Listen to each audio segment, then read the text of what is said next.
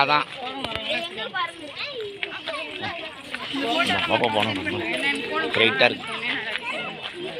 வாங்க அப்படியே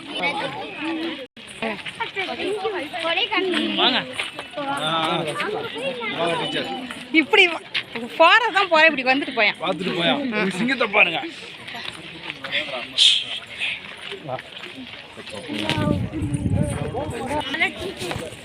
ஆமா 2K கிட்ஸ் தான்.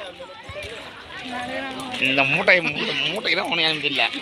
நல்லா நெல் முட்டையெல்லாம் இந்த பக்கம் வளர்த்தியா?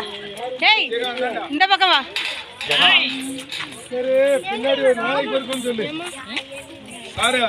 நாளைக்கு இருக்கும், நாளைக்கு காசுக்காரன் தீக்ஷிதா சம்பளம் போட்டு